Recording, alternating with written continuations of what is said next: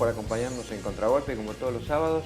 Hoy tenemos una invitada muy especial con la que yo personalmente he compartido y comparto, supongo, muchas ideas y de fondo que tienen que ver un poco con la historia económica argentina, con un determinado momento también de la vida política que vivió el país, que fue la experiencia desarrollista, lo que eso dejó. Y vamos a tratar de preguntarle por lo que fue después su experiencia en un gobierno de otro signo político, pero con el que el desarrollismo ha tenido coincidencias históricas. ¿Qué pudo en esa experiencia confirmar de sus antiguas tesis? ¿Qué entró en discrepancia? ¿Qué está en disputa?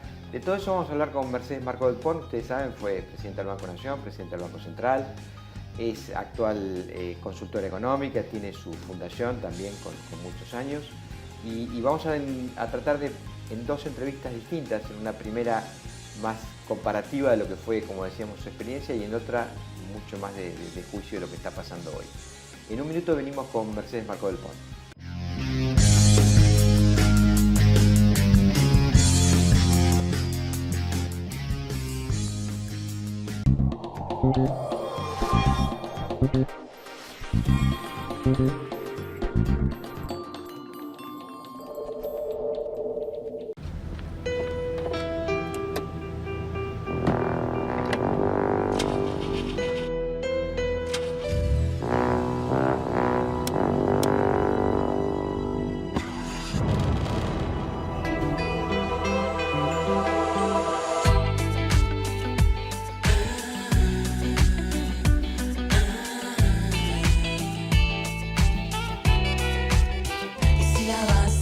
Hacela bien.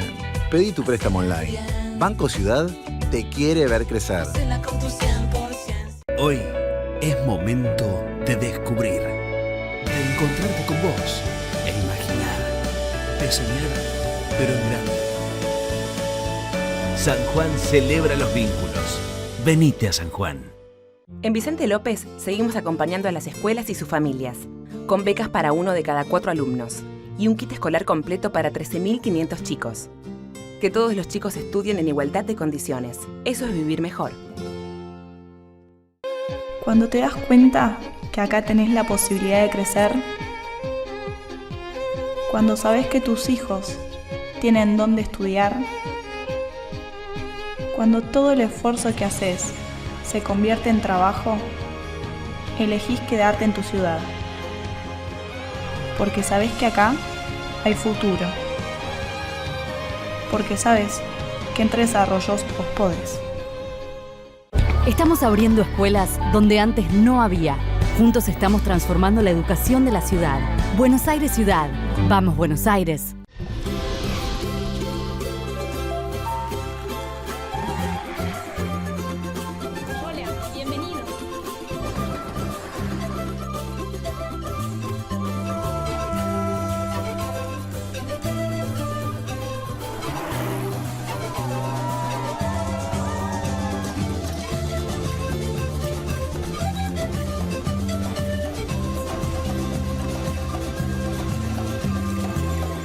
Vienen a visitarnos. Entre todos, hagámoslo sentir como en su casa. Cuando el juego se vuelve una necesidad, deja de ser un juego. Entre todos, podemos prevenir la ludopatía. Pedí ayuda llamando al 0800-444-4000. Buenos Aires Provincia. Entre todos, podemos más.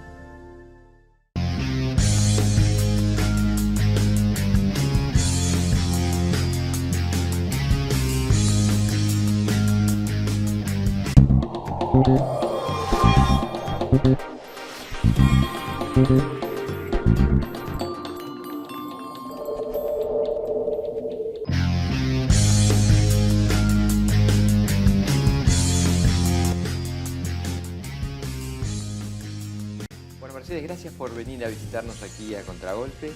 Hacía mucho que queríamos charlar con vos. Este año inauguramos, por motivos obvios, un ciclo con economistas, por lo que está pasando a la Argentina. Pero primero quería empezar conversando un poco de lo que fue tu experiencia, digamos, como funcionaria en dos áreas. Bueno, una en el Banco Nación, que es una banca de fomento, en la otra, que es el Banco Central, que es por ahí mucho más técnica monetaria y que esto corre por cuenta y orden mía. Me parecía que no estaba tan vinculado a tu historia, pero bueno, la vida política te fue llevando ahí. Y entonces la primera pregunta que yo quisiera hacerte es más de trayectoria histórica. Yo decía en el introito que los dos compartimos pasado desarrollista y tal vez actualidad. ¿Y cuánto de esas ideas desarrollistas, digamos, que vos mamaste de muy chiquita, incluso por relaciones familiares, pudiste llevar a la práctica en la función de gobierno? ¿O cuánto del equipo que vos integraste se pudo llevar a la práctica? ¿Qué diferencias hubo? ¿Qué te parece que esa mirada del mundo y de la economía y del país entró en confrontación con tu experiencia? Un placer, Roberto, estar acá Gracias, después de muchas tanto gracias. Tiempo. Mira, me parece que viene bien hacer quizás una perspectiva un poquito más histórica en términos del funcionamiento de la economía a nivel global. Porque cuando nosotros militamos en el desarrollismo, cuando fue el gobierno de Frondizi y Frigerio, sus luchas y sus debates por el desarrollo económico en la Argentina, la verdad que estamos en la discusión de la etapa de la posguerra, donde lo que existía era un capitalismo que tenía como prioridad la acumulación productiva, que tenía como prioridad la industrialización, que tenía como prioridad los mercados internos. La verdad que hubo un quiebre hacia fines de la década de los 70 a nivel global, donde el capitalismo gira cada vez y en forma más progresiva hacia un capitalismo financiero, ¿sí? Y cuando uno mira en perspectiva lo que fueron las experiencias en América Latina, en América del Sur, pero sobre todo a partir de la dictadura militar, donde muy prematuramente nuestro país se mete en lo que se llamaría esta globalización neoliberal de desregulación, de apertura, en todo caso de plantear reglas de juego donde al capital cada vez menos le conviene ganar plata, ¿sí? Obtener su rentabilidad de la economía productiva, sino de la economía financiera, de la timba financiera. Si uno mira lo que fue la experiencia de la dictadura, si uno mira después lo que fue la experiencia del menemismo en los 90, son estos experimentos neoliberales que cambian absolutamente el eje de la acumulación desde la producción hacia el negocio financiero. Entonces ahí entra lo que fue el kirchnerismo. Y para mí, mirado desde esa perspectiva histórica, yo una de las cosas que reivindico, además me siento una privilegiada y me alegro y afirmo mi alegría de haber podido participar de esa experiencia, es que es un gobierno que después de mucho tiempo dice, bueno, ahora nuevamente en la Argentina la prioridad va a ser la producción. Y para que eso ocurra, no es fácil decirlo, después hay que hacerlo. Se tomaron una serie de decisiones que aíslan a la Argentina de esta lógica muy perversa de las finanzas globales. A ver, podría citar muchas decisiones históricas, quizás la de la reestructuración de la deuda es una muy, muy importante, el desendeudamiento. Pero también la definición del rol del Estado y la definición del vínculo con el capital financiero. Cuando Néstor Kirchner decide, por ejemplo, poner un encaje, un límite, una restricción al ingreso de capital especulativo, está dando una definición política. Acá necesitamos capital productivo, no capital especulativo. Y así progresivamente, tanto durante el gobierno de Néstor como después en el gobierno de Cristina, permanentemente lo que yo advertí es que frente a los problemas se tomaban decisiones a favor de la producción y el trabajo. Esto me parece que es una definición enorme. Yo fui diputada primero. En el 2005 me tocó una decisión histórica que fue defender la cancelación de la deuda con el Fondo Monetario Internacional. Para mí, esa definición de política, de decir no queremos más al Fondo Monetario, definiendo nuestras vidas, diciendo lo que se puede y que no se puede, fue una definición histórica, porque a partir de ahí se pudieron tomar una cantidad de decisiones soberanas que nos permitieron este crecimiento más intenso, que obviamente se chocó con problemas, se chocó con muchos problemas en ese devenir de 12 años, pero que me parece que estaba claramente en una orientación de lo que uno mamó, que es la necesidad y la prioridad y el desafío del desarrollo económico. Y ahí meto después mi experiencia en el Banco Nación.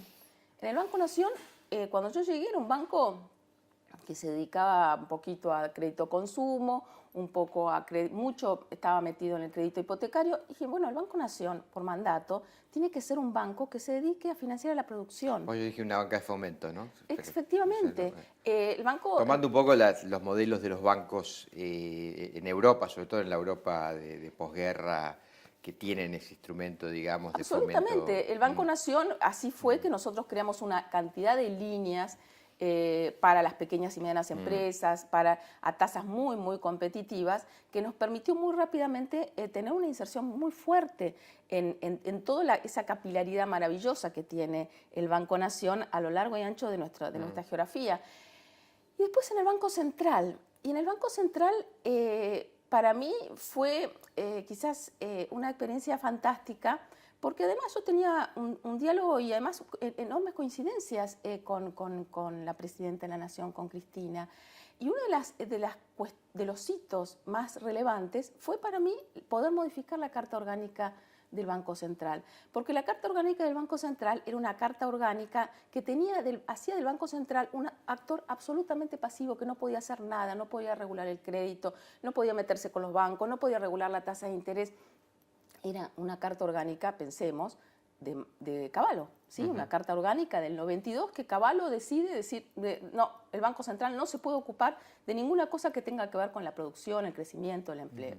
Entonces, esto es importante, ¿por qué? Porque ahora lo quiere modificar eso, ¿no? Ahora hay un proyecto para volver a la carta orgánica, te diría reforzada todavía, a una carta orgánica de un Banco Central que no pueda regular al sistema financiero. Entonces, esta trayectoria que estoy relatando para mí es muy importante para entender lo que está viviendo hoy la Argentina. Pero ahí quisiera detenerme un momento y tal vez azuzar esta supuesta contradicción. Yo me acuerdo del desarrollismo, decía siempre, populismo y liberalismo son dos caras de una misma moneda, digamos, porque se enfrentan finalmente a dos cuellos de botella. Digamos, uno se financia tomando crédito irresponsablemente, el otro obtura determinados mecanismos, digamos, de producción, se carga de regulaciones, se le crean cuellos de botella y finalmente sufre la producción y termina también teniendo problemas, bueno, el desarrollo de las infraestructuras, el crecimiento de la economía. En la experiencia de ustedes, si bien claramente había una toma de partido por la defensa de los intereses mayoritarios y por poner al Estado en cada problema como árbitro a favor de la mayoría, se le fueron creando distintos cuellos de botella. Es decir, lo que ustedes ahora está más de moda, la cuenta capital, la restricción externa, la falta de dólares. Y eso se fue poblando también de regulaciones que alteraron de alguna manera el buen funcionamiento, por ejemplo, de capturar inversiones para proyectos estratégicos. Recuerdo, por poner algo, se cae una inversión muy grande de Brasil en un proyecto minero, creo, el río de Vale 12, porque había una serie de distorsión cambiaria entre un tipo de cambio, digamos, que convalidaba el Banco Central con otro que existía para transacciones cotidianas, de la vida cotidiana, el mercado paralelo. ¿No reconoces ahí, digamos, que hay una matriz común en determinadas decisiones, tal vez arbitrarias, queriendo resolver algunos problemas que te crean otros? Bueno, obviamente yo creo que el Estado siempre tiene que tomar medidas que traten de regular un proceso económico de forma tal de orientarlo y sobre todo frente a la aparición de problemas tratar de que las respuestas que vos das sean consistentes con esta idea del crecimiento, de la protección del trabajo y de los derechos de los trabajadores. A ver, yo si algo miro críticamente es que nosotros no tuvimos la capacidad para anticiparnos la reaparición de la restricción externa.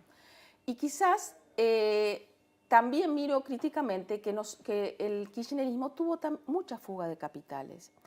Y estas distorsiones, a ver, a mí no me gusta hablar de populismo, podríamos pasarnos varios días hablando de lo que se define hoy por populismo, que era muy distinto de lo que se definía en la década de los 50, es más, de los hay una 60. corriente política que levanta el populismo como una manera absolutamente. de gobernar. Por eso a mí me gusta hablar de los gobiernos populares, ¿sí? Y nosotros siempre hemos hablado de los gobiernos populares y creo que el kirchnerismo fue claramente un gobierno de raíces muy nacionales y muy populares.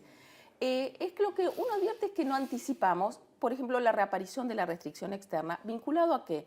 A que no hubo suficiente transformación de la estructura productiva, ¿sí? La vieja, cuando se caen los precios internacionales, que Argentina tenía un desequilibrio de divisas en la industria. También el problema energético. Y el problema energético, que era así una herencia muy pesada de lo que había sido las privatizaciones de los 90, que quizás cuando empezó a advertirse, sobre todo después de la crisis financiera internacional, el desequilibrio externo de petróleo y gas en Argentina, es que se tomó, a mi juicio, una decisión fantástica. Por eso yo decía que fue la recuperación del manejo estratégico de los recursos petroleros. Ahora, ahí empieza toda una movida muy, muy fuerte con lo que es la explotación del petróleo y gas no convencional para atraer inversiones. Te diría que durante el kirchnerismo, aún hasta en la etapa última, porque a veces se dicen las cosas, se repiten cosas que, como yo advierto, como descripciones de la realidad que no se condicen con los datos duros de la realidad. La tasa de ganancia de las grandes empresas en Argentina hasta el año 2015 fue muy superior a la tasa de ganancia que ha tenido este gobierno a lo largo de estos últimos 3 años.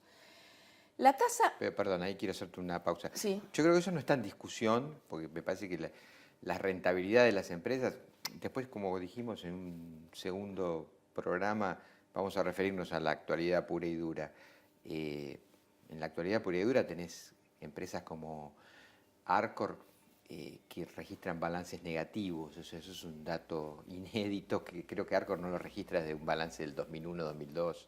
Entonces eso yo creo que no está en discusión. Pero precisamente, digamos, ¿cuál era la foto que entregó el kirchnerismo cuando se fue del gobierno? Bueno, una pobreza cristalizada en torno a 30 puntos, que tal vez por no tener esas reformas muy estructurales del aparato productivo que empiecen a impactar en serio en otra manera de producir, con alto valor agregado, que impacte con salarios de calidad, bueno, tengas una gran asistencia del Estado, pero con pobreza cristalizada, digamos. Ese también es un registro que se refleja mucho en gobiernos que intentan trabajar por las mayorías, pero que la insuficiencia, digamos, de transformar las estructuras productivas hace que queden cristalizados. Roberto, efectivamente.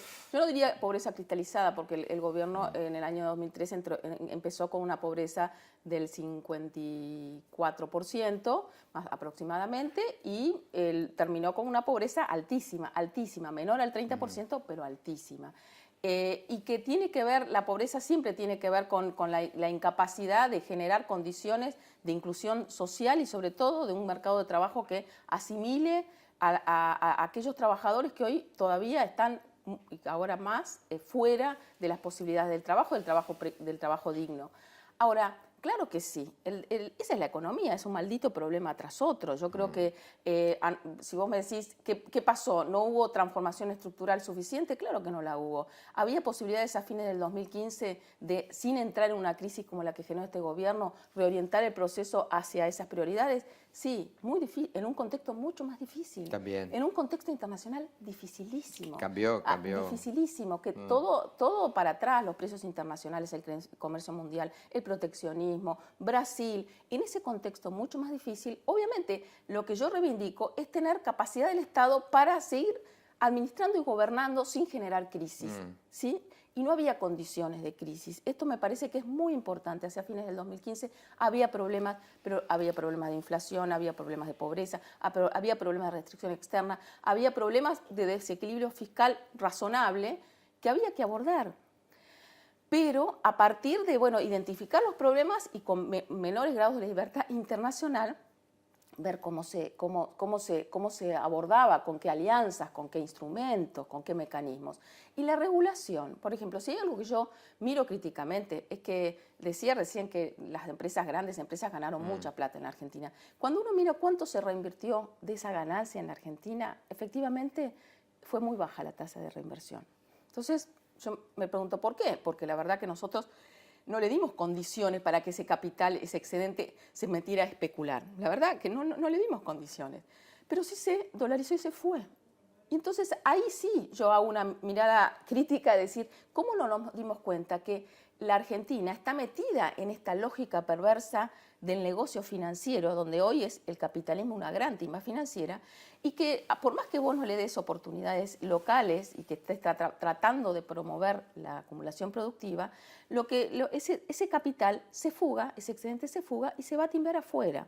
Y eso nos pasó a nosotros. Quizás no lo vimos desde el principio porque teníamos excedente comercial, porque teníamos buenos precios internacionales y porque esa fuga, a diferencia de lo que había pasado con la dictadura y a diferencia de lo que había pasado con Cavallo, con el menemismo, no se financió con endeudamiento, como se está financiando ahora. Se financió con excedente externo, pero que no se quedó acá. Entonces, la pregunta es, ¿está mal entonces tratar de regular la fuga de capitales? Yo creo que no está mal. Es más... Bueno, lo hacen todos los países por otro lado. O sea, además se hace en todos los países que más o menos funcionan. Pero digamos, a mí me siguen diciendo, Mercedes, no hables de eso. Mercedes, y fue porque gran parte de la campaña política fue el problema de que no haya dólares en la Argentina, es porque se puso una regulación. Nos pusieron el mote de cepo. No era un cepo, era una regulación a la salida de capitales.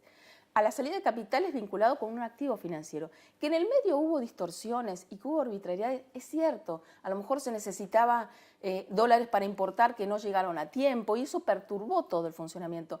Pero yo lo que reivindico es que permanentemente el Estado, con las regulaciones, trató en una situación después de la crisis internacional muy severa, de garantizar y de proteger el mercado de trabajo a los trabajadores y a las empresas argentinas. Eso me parece que es muy importante, porque habla de las definiciones estratégicas y de las políticas públicas. Que ¿para qué están las políticas económicas? Se supone que es básicamente para proteger al trabajo y la producción de una nación. Entonces, que se podrían haber hecho otras cosas, que uno mira críticamente como cuestiones como el tema de no haber abordado más públicamente el problema de la inflación, ¿no? de definir, de explicar, de medirlo, ¿no? Esa cosa que nos hizo perder mucha credibilidad, creo, al gobierno, a nuestro gobierno. Pero básicamente lo que yo reivindico es que en esta lógica que todavía sigue vivita y coleando de las finanzas globales hegemonizando todo el negocio financiero hegemonizando todo el funcionamiento de nuestras economías, un país subdesarrollado como el nuestro necesita un Estado que plantee las prioridades y todos los instrumentos necesarios para que al capital le convenga producir y generar riqueza en la economía real, ¿no? Vamos a ir redondeando la primera parte de esta charla y precisamente vos decís un Estado que defina prioridades, que bueno, a mi juicio es uno de los elementos fundamentales para que funcione un buen andamiaje administrativo, tener claro un rumbo, una dirección. Si vos tuvieras que pensar hoy, ante una nueva experiencia, la Argentina va a afrontar un proceso electoral, va a haber seguramente toda una corriente que plantea una voluntad de cambio de lo que se está haciendo. ¿Dónde definirías vos las prioridades productivas de la Argentina? ¿Hacia dónde habría que...? Otra vez uso este juego y este disparador de tu experiencia formativa y después de tu experiencia de gobierno.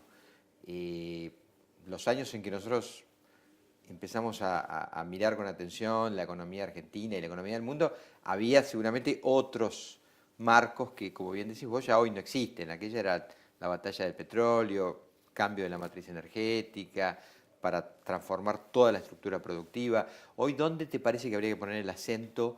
¿Dónde habría que abrir una verdadera corriente de inversiones? ¿Dónde habría que abrir el juego, digamos, a que vengan capitales a invertir para transformar la estructura del país? Yo creo que la batalla del petróleo, la batalla del autoabastecimiento sigue siendo una batalla absolutamente vigente. Creo que eso el kirchnerismo, Cristina particularmente, lo entendió desde el primer momento, cuando se toma la decisión de recuperar el manejo estratégico de YPF, y creo que eso sigue siendo una prioridad. También creo, Roberto, que lo que nosotros tenemos que garantizar es que el excedente que generan, la riqueza que generan nuestras empresas, ¿sí?, mirar menos lo que está pasando con la inversión externa, ¿no? La inversión externa tiene comportamientos que no son los de la década de los 50, los 60. El mundo está en un proceso de desglobalización comercial, la inversión externa cada vez menos se está orientando a transformar e industrializar estructuras productivas. De hecho, la parte más compleja de las inversiones industriales están volviendo a los países centrales, ¿sí? Hay un proceso de insourcing que se llama justamente eso, que esta etapa de dislocación a lo largo y ancho ya no es tan competitiva como lo era hace 20, 30 años atrás. Entonces, me parece que en esas condiciones nosotros tenemos que tener la capacidad de identificar los actores propios que tenemos, la clase empresaria, tanto de las medianas, de las grandes, las nacionales y extranjeras que están operando y de todo el entramado de pequeñas y medianas empresas. Y a partir de eso, yo algo que reivindico enormemente de las enseñanzas de Rogelio Frigerio es esta necesidad de identificar las prioridades de la industrialización. Y nosotros tenemos sectores estratégicos enormes, maravillosos, en algunos casos cerca de la frontera tecnológica que tenemos que proteger, promover y garantizar que se expandan y sobre todo que mejoren la inversión que necesitamos para mejorar la productividad. La brecha de productividad entre Argentina y el resto del mundo es demasiado, se ha ampliado demasiado.